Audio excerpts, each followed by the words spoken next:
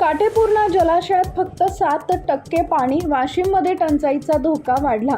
वाशिम जिल्ह्यातील जवळका रेल्वे गावाजवळील काटेपूर्णा जलाशयात सध्या केवळ 7% पाणीसाठा उरला असून पाणी टंचाईची भीती वाढली आहे। उन्हाळ्याची तीव्रता वाढत असल्यानं परिस्थिती अधिक चिंताजनक बनते।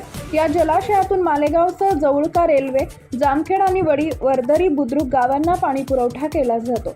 मात्र सध्या अतिरिक्त पाणी उपसा होत असल्याची चर्चा नागरिकांमध्ये सुरू आहे। त्यामुळे उपलब्ध पाणी फक्त पिण्यासाठी व जनावरांसाठी राखून ठेवावे अशी मागणी होती आहे। प्रशासनानं तातडीने योग्य नियोजन न केल्यास येत्या काळात गंभीर पाणी टंचाईचा सामना करावा लागू शकतो अशी भीती व्यक्त केली जाते।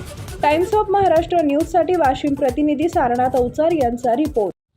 आपण पाहू शकता वाशिम जिल्ह्यातील जवळका रेल्वे गावानजीक असलेल्या काटेपूर्णा प्रकल्पाच्या जलाशयाच्या भिंतीवर उभा आहे।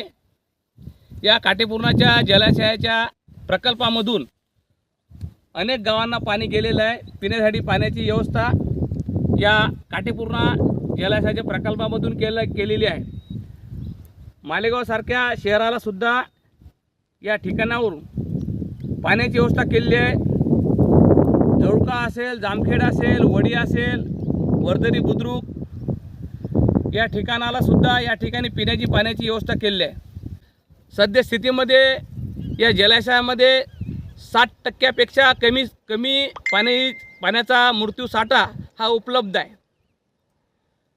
असा जर पाण्याचा अवैध उपसा होत राहिला तर भविष्यामध्ये या जलाशयामध्ये पिण्यासाठी पाणी उपलब्ध राहणार नाही। प्राण्याला, जंगलातून येणाऱ्या प्राण्याला सुद्धा पाणी उपलब्ध राहणार नाही। आणि म्हणून या धरणातील पाणी हा पिण्यासाठी राखीव ठेवण्यात यावं, प्राण्यासाठी राखून ठेवण्यात यावं अशा प्रकारची मागणी या भागातील नागरिकांची आहे। टाइम्स ऑफ महाराष्ट्र न्यूजसाठी सारनाथ अवचार, वाशिम।